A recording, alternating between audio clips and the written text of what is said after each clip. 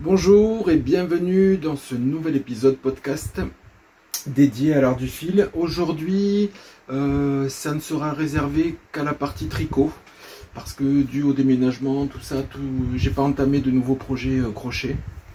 Les tutos au crochet, je vous avais dit dans un petit focus à part, sont en cours, donc je les tourne les uns à la suite des autres. Ils seront mis en ligne bientôt parce que je me réserve une journée de montage exprès pour ça. Donc aujourd'hui ça va être du tricot, donc des ouvrages terminés, deux ouvrages en cours, des ouvrages qui sont aussi en cours et je vous dirai pourquoi il n'y a pas de suite pour l'instant. Voilà, donc depuis le dernier épisode il y avait eu déjà des en cours de commencer, pas mal, donc j'en ai terminé, j'en ai introduit des nouveaux entre temps qui se sont rajoutés. Donc je vais vous présenter ça aujourd'hui. Voilà, donc on va commencer par la partie tricot terminée. Je vous avais présenté le Clafcardi, le cardigan de Jean-Philippe Clich, qui était qui est toujours en test. Je crois que le test est terminé. Je crois qu'il s'est terminé ce week-end là. Il fallait le rendre avant ce week-end. Donc je l'ai eu hier, il a prévu sortie milieu de mois. Donc mi-septembre. De toute façon, si vous vous abonnez à son Instagram, il y aura de la publicité dessus. Voilà, donc moi le cardigan est terminé. Je vous avais présenté la dernière fois, donc il me restait à faire les manches et la bordure, je pense. Oui, c'était la troisième partie. Donc le voilà, le cardigan est terminé. Donc alors, je sais pas si je vais avoir assez de recul, je vais l'enfiler, mais hop. Donc le voilà terminé. Voilà, hop. Donc dans le patron original, il n'y a qu'un seul bouton pression de prévu. J'ai conservé cette option là. Après, si vous voulez faire du style des boutonnières, parce que moi j'aime bien, voilà, quand dans cet esprit là, quand c'est juste boutonné là. Voilà. Donc les parties correspondent, les manches elles sont faites en jersey dans la continuité,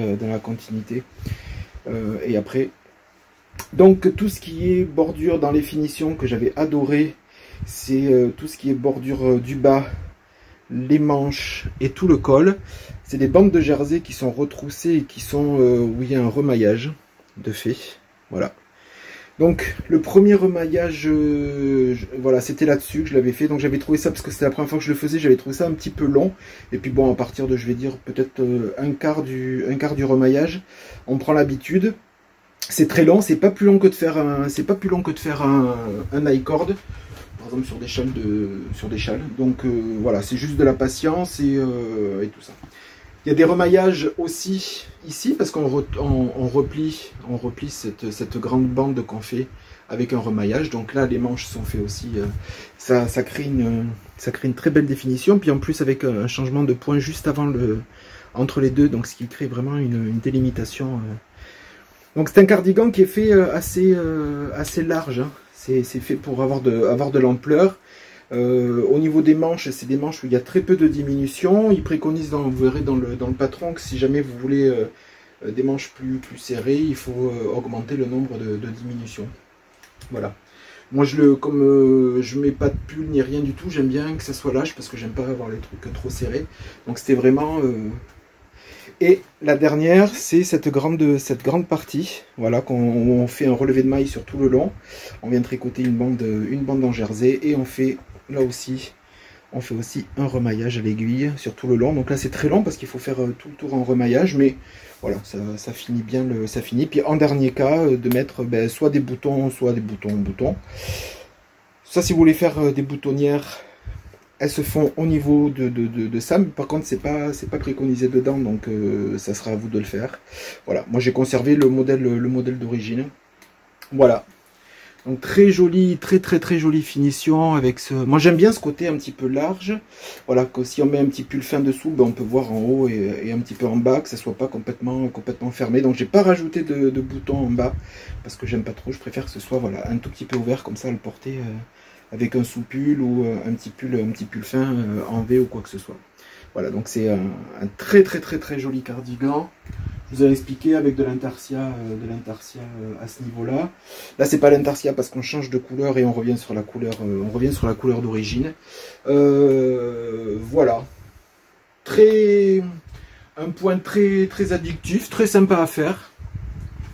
On se repose un petit peu après sur les manches, parce que quand on a fait tout ça avec l'intarsia, le remaillage et tout, quand on reprend sur les manches, j'ai trouvé ça sympa de ne pas avoir encore de la texture, de ne pas encore avoir le point, même s'il est agréable à faire, mais de repartir sur du jersey avec la petite particularité de changer de couleur, voilà, et de revenir sur la couleur, d'origine, sur la couleur principale sur les manches. Voilà, puis une bonne expérience pour moi parce que c'était la première fois que je faisais un ourlet avec remaillage à l'aiguille. J'étais déjà tombé sur des patrons avec ce type de remaillage, mais comme je ne savais pas faire et que je crois que j'avais pas envie de l'apprendre à l'époque, donc du coup je faisais avec le crochet. Je crois que je l'ai fait sur le col que je vous avais présenté de Made by Tolo. Ouais, le col en brioche. C'était un remaillage aussi. C'était déjà cette technique que j'avais pas fait. Et moi je l'avais fermé avec des mailles coulées. Donc j'avais les mailles sur les aiguilles, j'avais pris la laine forcément, et avec le crochet j'avais pris la maille de l'aiguille plus la maille du dernier rang de là, et j'avais fait une maille coulée à l'intérieur. Voilà.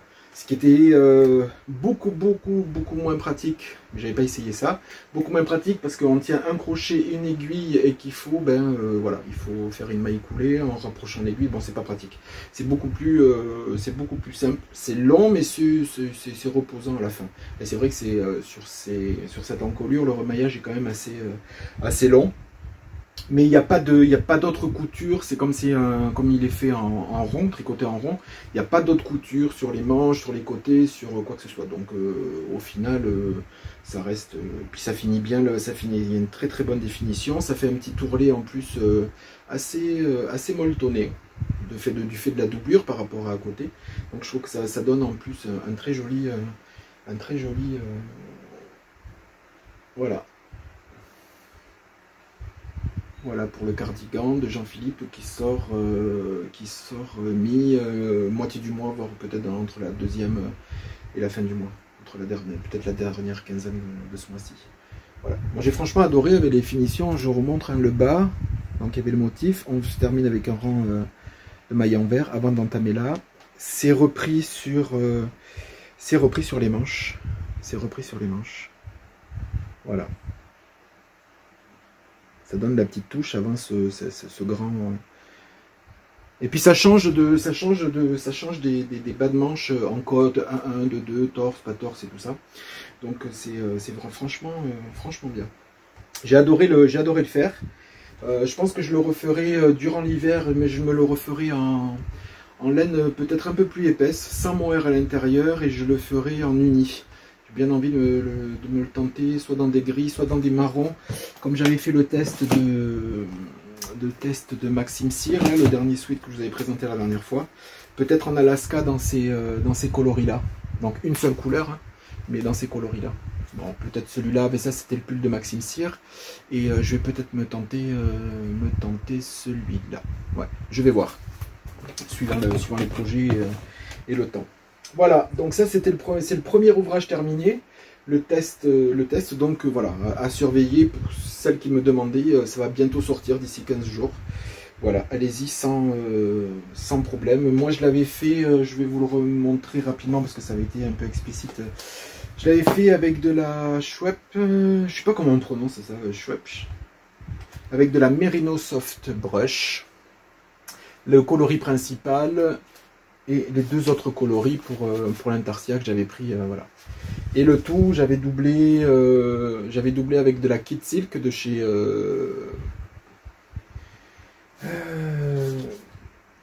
avec de Drops, pardon. Donc celle-ci, la couleur principale, je l'avais doublée avec ce marron beige. Le bleu, j'avais vraiment tranché Au niveau du coloris, je l'avais voilà, doublé avec ce bleu très flash. Et le troisième, donc celle-là, je l'avais doublé avec, hop, je l'avais doublé avec ce kit silk qui s'appelle le coloris curry, je crois. Voilà.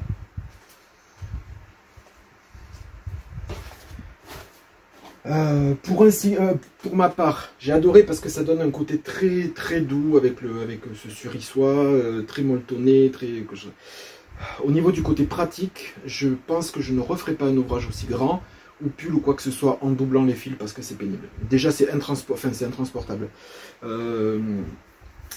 J'avais peloté au début les deux associés, mais on sait qu'il y a une différence de tension entre la soie et la laine d'origine. Donc si on le pelote, au bout d'un moment, il nous reste de ça à faire suivre. Les deux pelotes, j'aime pas trop. Donc voilà, bon c'est fait, je suis très content, mais je sais que pour des aussi gros ouvrages, soit je prenais carrément une base avec du mohair à l'intérieur, tout prêt. Le redoubler, je le referai pas. C'était pas du tout pratique. Il y a des fois où je voulais l'emmener, surtout quand il y avait l'intarsia. Donc là, ça faisait 4 pelotes, donc parce qu'il y avait 2 pelotes de ce côté, 2 pelotes de l'autre. Ça faisait beaucoup. Ça faisait beaucoup. Donc du coup, bon, je suis très content du choix, très content des coloris. Je voulais quelque chose d'un peu flash, entre flash et bon, qui sort un petit peu de l'ordinaire. J'aime bien ces couleurs-là. Voilà. Donc, je vais pouvoir clôturer et ranger toutes ces laines qui me restent. Voilà, pour ce cardigan de Jean-Philippe. Voilà, que j'avais commandé tout ça. Je le dis parce que je vois la boîte, c'est la boîte des ciseaux magiques. Forcément, c'est l'envers. Ouais, les ciseaux magiques. Voilà, j'avais commandé toutes ces laines là-bas. Au niveau du test de Jean-Philippe, de celui-là, c'est terminé. Voilà, donc maintenant on va passer sur les autres en cours. Non, sur les autres châles qui sont terminés. Donc c'est 3 châles de Stéphane West. Alors la dernière fois je vous avais présenté un que je venais juste de commencer. J'avais fait on va dire la première partie. Donc c'est celui-là, il fait partie de son YAL 2021. Donc c'est le Yarn Long du printemps. Le patron sortira au mois, je voudrais pas dire de bêtises, je me souviens plus ce qu'il m'a dit, octobre ou novembre. Octobre c'est son cal qui va sortir, je pense qu'il le sort peut-être au mois de novembre, un mois après.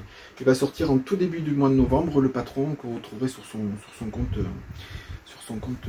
Instagram, et là où vous fournissez pour tous les... Donc voilà, donc c'est le shawl party. C'est le shawl party, donc voilà, je vous le montre. Terminé. Hop. Voilà. Donc, c'est un châle avec une partie qui est graphique. Hop, je vais mettre comme ça. Voilà, une partie graphique où on a un changement d'orientation des mailles glissées jusque là. Et après, on a un grand... on va travailler... Il me semble que c'est le même principe que... Je ne l'ai pas fait, mais quand j'ai regardé le patron, il me semble que ces triangles-là, on retrouve ces triangles-là dans le slip Travaganza. Je crois que c'est le même mode de fonction... Enfin, de tricot de ces triangles-là. Donc on monte cette partie-là, on vient changer de couleur et recréer à chaque fois ces triangles sur tout le long.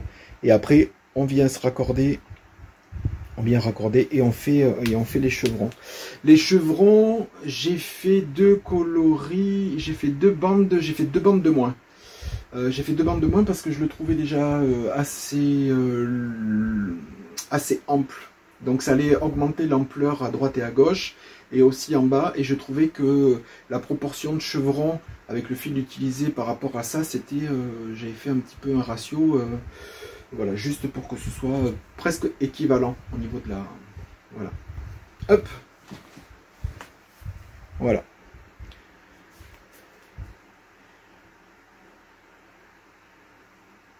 Donc j'ai bien aimé... C'est assez long parce que forcément, comme d'habitude, là il y a quand même pas mal de mailles jusque là, et à partir de là il nous balance des augmentations. On se retrouve, je crois, sur celui-là, pas dire de bêtises, avec plus de 650 mailles à finir forcément en I-cord. Voilà, parce que là celui-là c'est un I-cord depuis le début. C'est pas les 3 mailles, de poil mousse comme sur certains. Voilà. Donc tout ça, ça a été fait avec des coloris. Alors comme je suis en plein rangement pour le déménagement, je crois ne pas tout avoir... C'est des laines de Splash Dyed Yarn, donc je l'ai fait, donc c'était avec de la Merino, fingering 100% Merino. C'est pas de la single, ça là, les retordus, donc c'est du 2 brins. Donc c'était ces coloris là, il y avait le coloris bleu qui me restait énormément, je l'avais utilisé sur l'Exploration Station. Le vert, il ne m'en reste plus, parce que j'ai terminé, je vais vous le montrer avec un autre. Donc c'était en fingering aussi comme ça, c'était un vert citron vert de Splash Dyed Yarn aussi. Et le gris qui me semblait avoir sorti, voilà. Hop, voilà. Et ce gris là.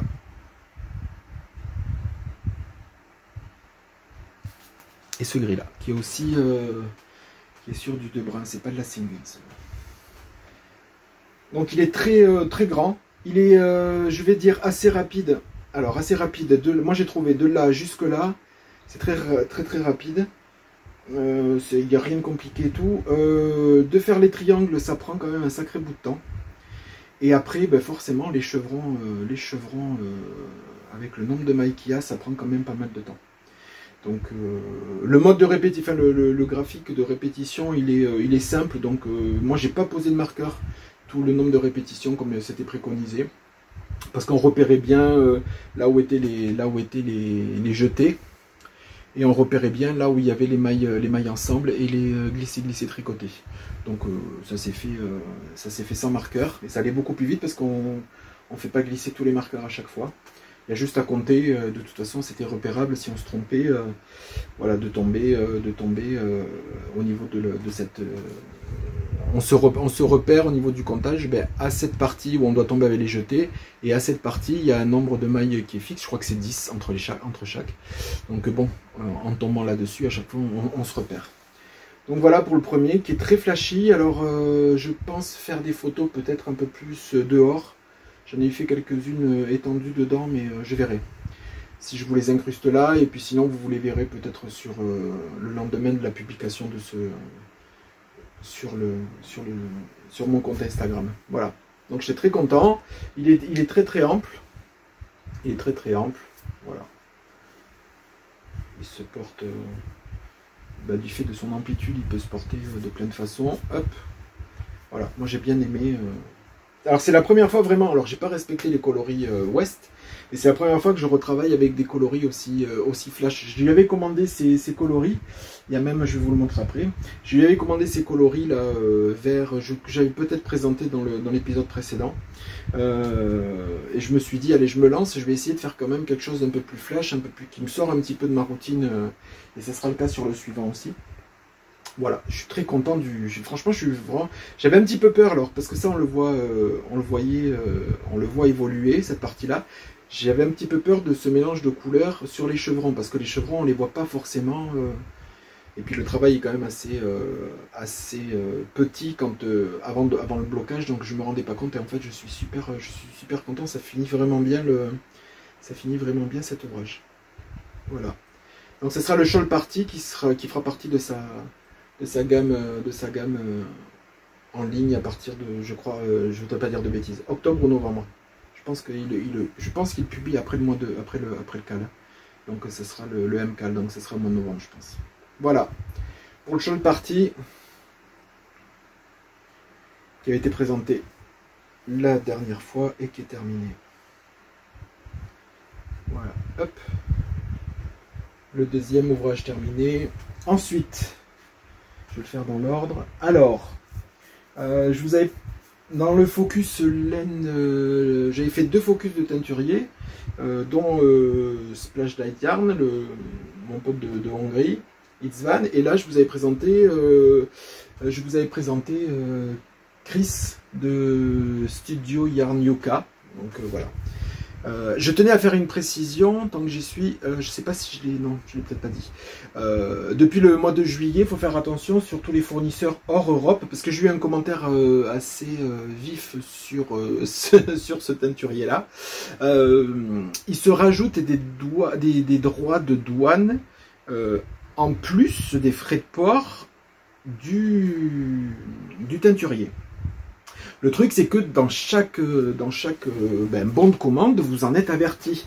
Pour ça, j'avais pas trop compris le pourquoi de cette réflexion qui n'était pas forcément super sympathique. Mais il est sur Etsy, on commande ça, on a les frais de port, on a les frais de douane maintenant qui se rajoutent parce qu'il a rajouté la preuve, parce que moi j'ai eu des frais de douane là-dessus, j'en ai été averti, après on prend ou on prend pas, mais voilà, faut le savoir que, alors s'il y en a qui n'ont jamais commandé, faut le savoir que maintenant, et surtout maintenant avec l'Angleterre, ça va être compliqué de commander parce que il y a ces frais de douane qui se rajoutent. Vu qu'ils sont sortis avec le Brexit de tout ça. Donc, cette laine, elle vient d'Angleterre, ça vient de chez Studio Yarn Yuka. Donc, c'est très très coloré, c'est une laine néon. Alors, j'ai perdu ma lampe torche néon, donc je essaierai de faire des photos beaucoup plus tard sur Instagram, où je prendrai le châle que je vais vous montrer terminé avec la lampe pour voir vraiment quand ça ressort. C'est juste entre guillemets gadget ou quoi que ce soit, mais bon, ça peut être rigolo. Donc c'est vraiment une laine très flash, voilà, que j'ai associé avec de la laine Suri de Splash Dart Yarn et du vert qui m'y a servi. C'était un fond de vert mais que je n'ai plus, qui a servi, voilà, avec ce vert là. Donc j'ai utilisé 3 coloris plus du noir qui est de cette gamme là, de Splash Dart Yarn aussi, mais qui était beaucoup plus noir, et que j'ai terminé jusqu'au dernier centimètre, je crois, qu'il m'en reste quasi, peut-être, il va m'en rester un brin que j'ai là, bon, c'est du noir, on va pas le voir, donc, alors, la particularité de ce châle, c'est que je voulais essayer un modèle qui s'appelle Olé Chevron. Oui, Olé Chevron de Stéphane West. Donc j'ai commencé à tricoter sur Olé Chevron. Je vous mettrai une incrustation. Je vous mettrai, hop, à moins que je l'ai là. Je vous mettrai, parce qu'en fait, vous allez voir que ça, c'est pas du tout le modèle. Donc, Olé Chevron. Donc, Olé Chevron, c'est celui-là. Voilà. Avec la particularité, c'est que, bon, il y a les chevrons en bas avec des changements de couleur, mais c'est que sur chaque partie séparée par des augmentations et des jetés, c'est une alternance de couleurs et de rayures. Voilà. Donc là, avec du vert et du marron, avec du orange et du beige, avec du vert et du beige. Voilà. Donc celui-là, il est montré comme donc avec des chevrons, mais c'est des bandes de rayures. D'ailleurs, je le conseille celui-là pour celles ou ceux qui veulent terminer des... Je trouve que c'est un bon ouvrage pour terminer des restes de pelote, de fingering, parce qu'il y a besoin de... Quand on fait vraiment les bandes, il y a vraiment besoin de très peu de coloris. De très peu de coloris. Donc à la base, ça devait être ça. Donc j'ai commencé le châle. Avec ça, mais je me suis aperçu que en mélangeant avec le vert de fingering, pas de surime, et le noir, je me suis aperçu en fait que ça ne faisait pas du tout des bandes, à cause de cette laine là, qui est très bariolée. Le changement de couleur est complètement aléatoire. J'avais quelque chose de pas du tout uniforme. Alors j'ai pas fait des bandes de 1-1 comme ça, j'ai essayé de faire des bandes un peu plus larges. Donc je me suis servi, en fait, moi, sur ce que je vais vous montrer, je me suis servi de ce modèle-là, des augmentations, des jetés, enfin j'ai pris le patron dans la globalité, et j'ai mis les couleurs que je voulais. Donc ça sera pas, vous allez le voir, c'est pas du tout ressemblant à tout ce qu'on peut voir là-dessus. Mais je suis très content d'avoir tricoté ce châle. Voilà. Donc, on a, hop, on est censé, il est à l'endroit, oui, voilà. Donc la première partie qui doit être normalement avec des rayures, la deuxième, alors j'ai mis, alors sur certaines parties, alors la première partie je l'ai fait avec le vert, j'ai alterné avec le vert fingering, le vert fluo. Et sur une des deux parties, voilà, ici, je ne sais pas si on va vraiment voir, il y a du jersey et je l'ai vraiment fait avec le suri. Et ensuite, j'ai alterné parce que je voulais vraiment marquer avec ce noir. Donc j'ai mis des bandes de noir. Alors ça se voit pas trop à la caméra parce que je le vois pas là. En fait, les bandes elles sont, ça c'est des 1-1. avec le vert. La deuxième partie c'est 2-2, donc il y a 2 bandes de rose de Studio Yarmioka avec 2 bandes de vert ou de suri. Et là il y a 3-3, donc 3, une bande de noir, 3, une bande de noir, 3, une bande de... Voilà, c'était pour faire. Et la dernière partie elle est faite vraiment en 100%. Tous les rangs sont faits vraiment en 100% coloris, ce coloris là. Voilà. Je me suis dit... je trouvais pas d'autres ouvrages qui pouvaient utiliser ce genre de fluo là, et puis je voulais pas trop chercher. Et dans les derniers, j'ai fait vraiment des chevrons. Alors ils sont un peu plus courts là aussi. Je pense qu'il y a 2, 4, 6, 8, 10. Je pense qu'il y a 10 lignes de chevrons. Moi, il y en a 2, 4, 6, 7, plus l'icord. Je l'ai fait un tout petit peu plus parce que le châle était quand même assez ample. Et que, ben voilà, j'ai voulu le faire. Donc là, c'est une alternance. J'ai doublé le fil vert avec du suri vert fluo. Et le reste est fait avec un seul brin de la laine fluorescente multicolore. Et j'ai séparé entre les chevrons et la partie là. J'ai séparé avec une bande de noir. Au niveau des augmentations et des jetés, sur je l'ai fait en noir vraiment pour séparer. Donc ce qui crée... donc là on voit pas trop les lignes du coup parce que c'est un peu les mêmes coloris, donc on voit pas, voilà, en se rapprochant un peu plus, on voit vraiment les lignes d'augmentation. Les augmentations tous les 2 rangs, ici, au bord, mais vraiment les grosses augmentations, elles sont faites avec les jetés ici. Hein. Voilà. Donc un châle assez, là aussi, assez ample. Voilà. Très fin. Le côté un petit peu... enfin original, non pas original, mais voilà, un petit peu, c'est qu'il y a du suri, donc c'est assez doux sur certaines parties, il n'y en a pas partout, ça reste fluo sans trop l'être, il est beaucoup plus, du coup le vert, il est beaucoup moins flash, on peut le voir ici, mélangé au suri, il est beaucoup moins flash que les parties de vert de celui-là, donc je voulais atténuer parce que le reste était quand même assez néon, donc voilà, donc ça c'est les Olé chevrons de Stéphane West, mais qui ne ressemblent pas trop aux Olé chevrons de Stéphane West. Voilà. Mais je me suis dit, voilà, ça faisait longtemps que je ne m'étais pas servi d'un patron juste pour tomber sur les augmentations et les jeter et faire un petit peu toute autre chose en plein milieu. Mais là, je ne peux pas faire autrement. Déjà, je ne voulais pas le défaire parce que je m'en suis aperçu un petit peu ici. Je me suis dit, qu'est-ce que je fais? Je dis, je continue tout en jersey, je fais du point mousse, je fais... Et puis, en fait, non. J'ai dit, ça reste un petit peu dans la folie de Stéphane West. Là, c'est quand même un petit peu à l'extrême parce que ça ne ressemble pas du tout. Mais bon, ça fait aussi partie du travail de, entre guillemets, de création et de l'adapter un petit peu à tous les goûts. Mais vraiment. Donc avec une très grande amplitude aussi. Voilà. Hop. Voilà. Il fait pas loin de 2 mètres parce qu'il en reste là. Voilà, très content de ce très joli châle. Donc il me reste, j'ai utilisé un écheveau entier, et il me reste ça, j'ai quasiment, c'était le début de la pelote, hein, je crois que j'ai pas trop utilisé. Après c'est des restes, donc au niveau du gramme, je peux pas vous dire.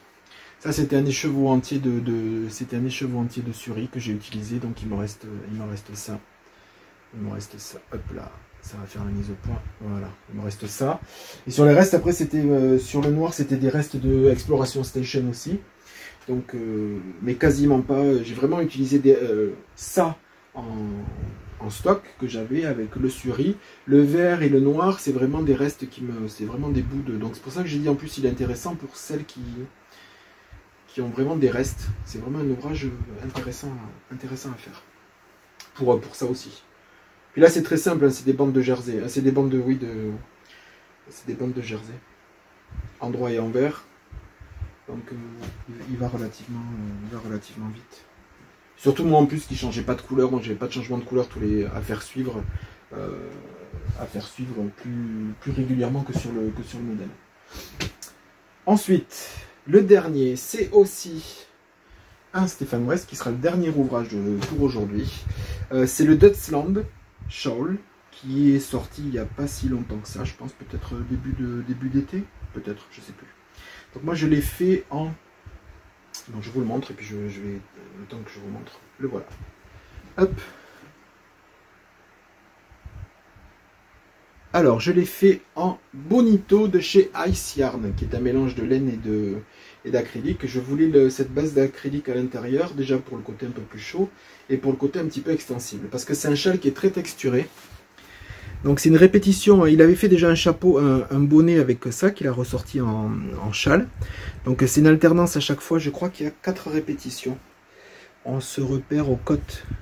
On se repère aux côtes. 1, 2, 3, voilà, 4. Donc on répète à chaque fois ces sections-là, avec les augmentations, voilà. Et je voulais pas avoir quelque chose comme c'est texturé, c'est des points entre points de mousse, points de riz, des choses comme ça, des bandes. Je voulais pas que ça soit... Moi je suis quelqu'un qui adore quand le travail est serré. Donc je travaille lâche, donc moi je suis toujours obligé de descendre au niveau de la taille d'aiguille. J'aime bien quand les pulls, les châles, donc pour ces deux-là aussi, ça m'a fait un petit peu changer de version parce que je les ai travaillés à la place de le faire en 3,25 ou 3,5 comme préconisé avec cette laine-là, je les ai travaillés en 3,75. Donc c'était vraiment un peu déjaugé.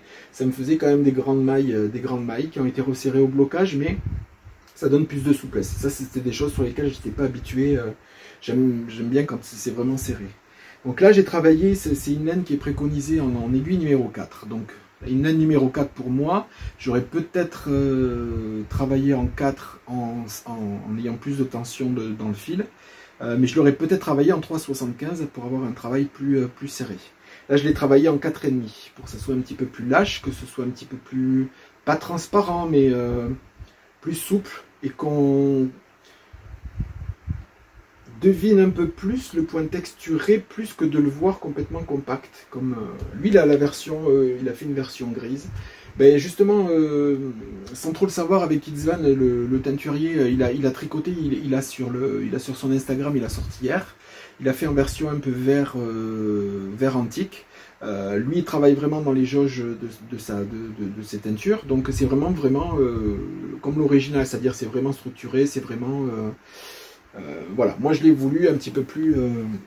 Donc c'est un châle demi-lune qui est immense. Et je vais vous expliquer en plus. C'était de la laine, donc cette laine Bonito, c'était des lots que j'avais achetés pour d'autres ouvrages et que j'avais entamé. Et il me restait 3 pelotes et quelques. Sur cet ouvrage-là, il aurait fallu le continuer encore environ de ça. J'ai dû malheureusement m'arrêter 1 répétition et demie avant la fin, parce que je n'avais plus de laine. Et que je ne voulais pas recommander de laine Bonito, parce que du blanc, j'allais pas forcément... C'est des lots de 4, j'allais pas me resservir des 3,70 qui me seraient restés. J'avais pas ça, puis je veux pas me restocker, je voulais pas me restocker. Donc du coup, ben, je le trouvais déjà assez grand, assez profond. Il s'est encore étendu au blocage.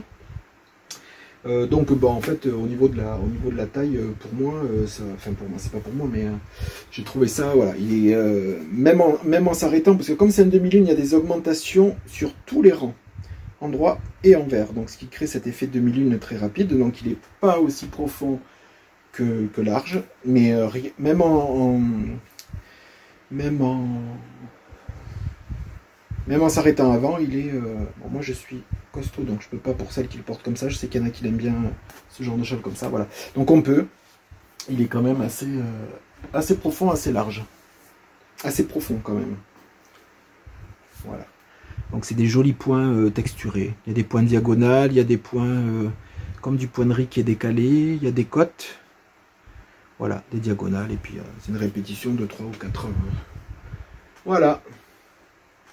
Très sympa à faire. Il faut vraiment aimer les points texturés là-dessus, hein, parce qu'il n'y a vraiment que de ça. Donc il faut aimer les genres points de riz.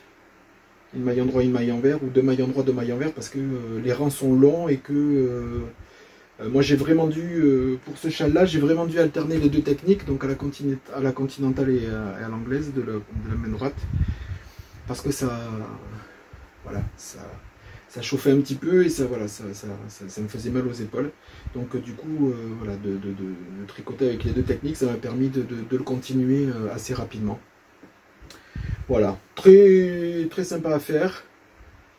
Je me suis, voilà, il se monte, je dirais pas vite et pas vite, à cause de ces rangs. Moi après je suis pas habitué, hein, mais du style CK1P1, là, Knit One Pearl One, là, ces points de riz ou K2P2 des côtes. Voilà, dès qu'il y a ça sur de grandes sections, je sature un peu. Donc ça va un tout petit peu moins vite que ben, par exemple là où on calcule pas, c'est des mailles en droit sur tout le long, on y va, on calcule pas, on regarde pas. Là, faut être quand même assez attentif.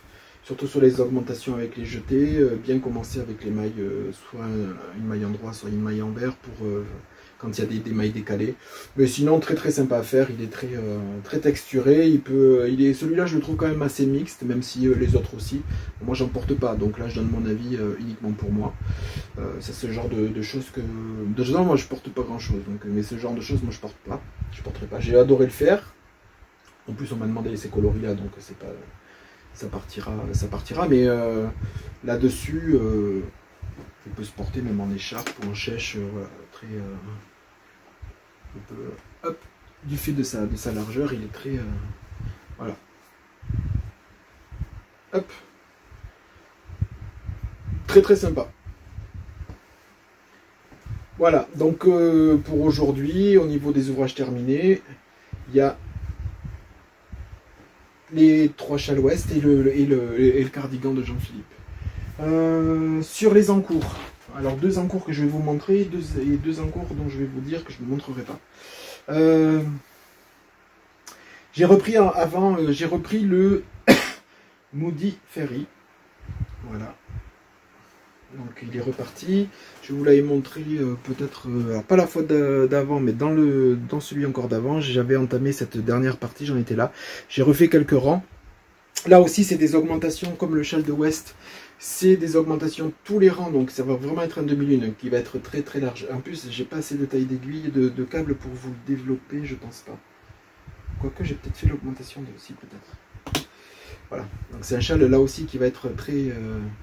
Donc là aussi, de la texture sur chaque section, avec un garter stitch, avec des mailles glissées torse, avec des torsades sur la partie, avec de la brioche sur cette partie là. Ici on repart avec des mailles glissées mais qui ne sont pas torse par rapport à cette section là, voilà. Et après cette section là, il restera, je crois que c'est des mailles complètement allongées qui fait des brins comme ça là. On vient étirer la maille sur de 2 rangs en dessous, donc ce qui crée comme des espèces de franges qui seront réunies par des mailles en droit. J'ai pas trop regardé, mais je crois que c'est ça. Je crois que j'arrive à la section 5. Ah non, là, non. Il y a cette section-là. La prochaine section, c'est encore une section de torsade, mais on inverse les couleurs. C'est-à-dire que là, c'était des couleurs claires dans le fond, et les torsades étaient faites, moi, en anthracite. Et dans le prochain, les couleurs sont inversées. Donc, et même moi, elles seront inversées, mais je vais aussi changer le fond, qui était en clair, mais je vais le passer en marron. Voilà. Sur le précédent, normalement, j'aurais dû alterner avec ça, mais là, je vais l'alterner avec du marron et l'anthracite. Voilà. Donc le fond sera fait comme ça, et les torsades seront frites, elles seront bien visibles avec ce coloris-là. Voilà. Donc là aussi, alors là aussi, c'est comme c'est l'associé de Stéphane West à sa boutique Stéphane et Pénélope. Ils ont été, je pense, élevés au design texturé. C'est vraiment de la texture tout le temps. Donc, il faut aimer travailler ces larges bandes de texture parce que je trouve ça long. Elle a sorti il n'y a pas si longtemps que ça, là il y a quelques jours je crois. Elle a sorti un châle avec tout un châle V, donc vraiment le châle V, avec avec que ce point là. Donc c'est les torsades qu'on croise.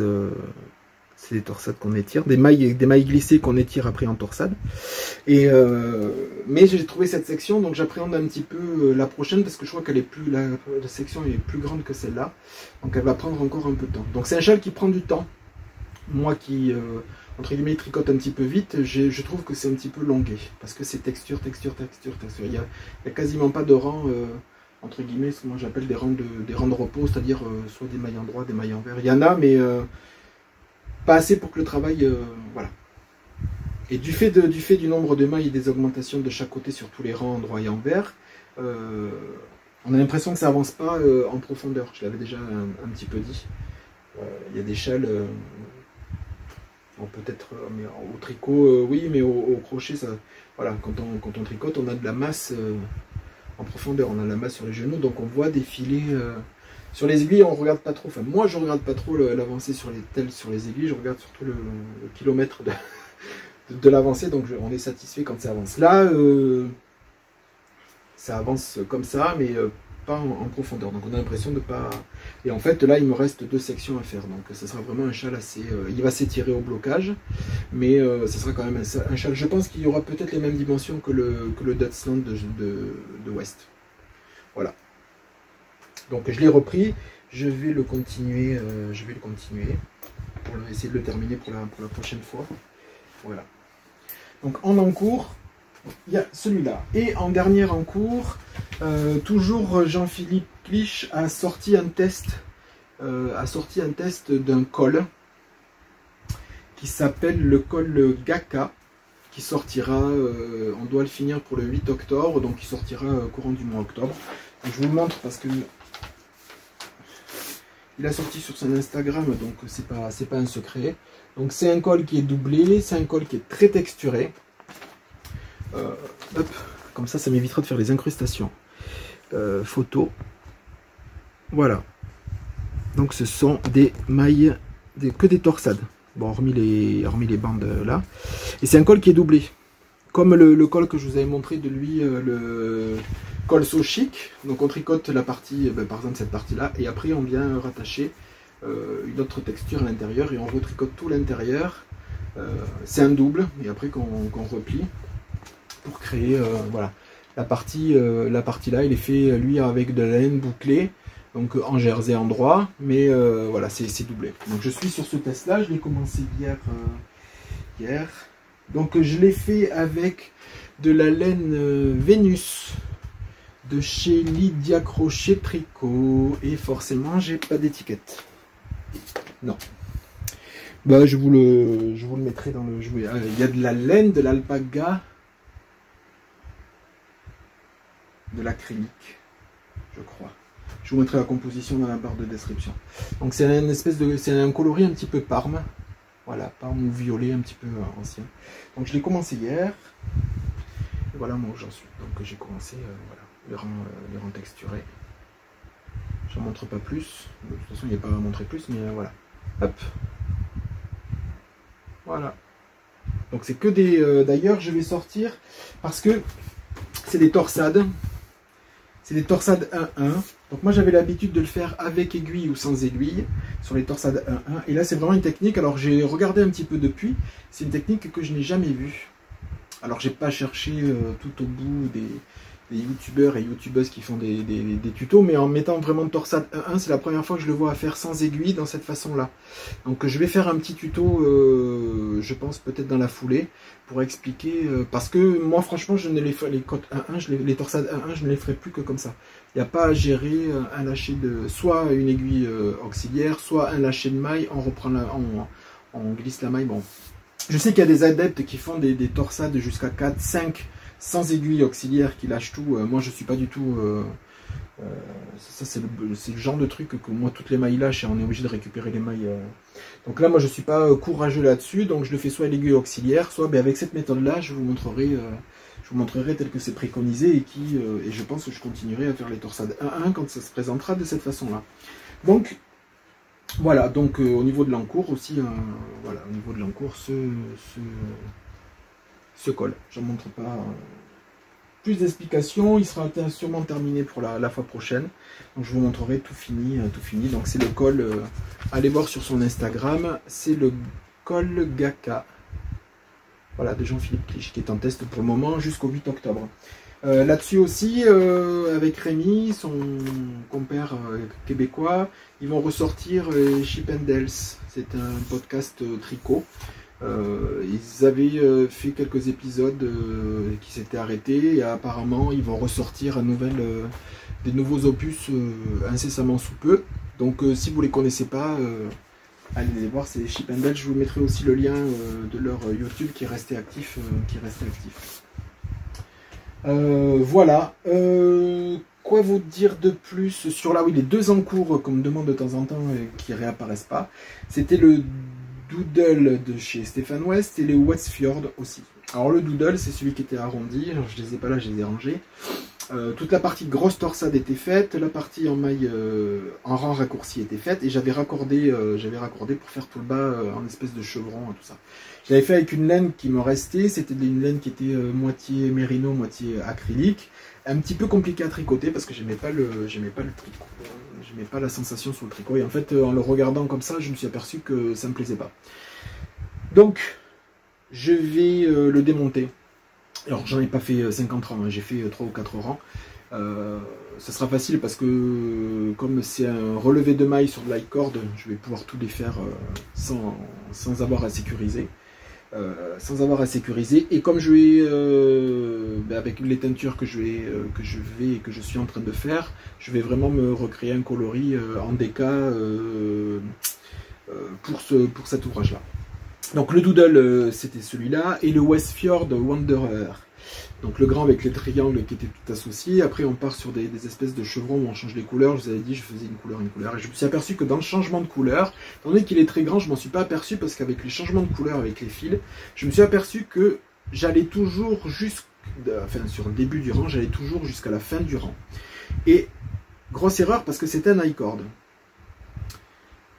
Et il fallait s'arrêter 3 mailles avant. Mais j'allais au bout du rang, je coupais, je raccordais, je faisais l'i-cord comme il fallait de l'autre côté, et quand je revenais qu'il fallait changer de couleur, je coupais au bout, et non pas 3 mailles avant.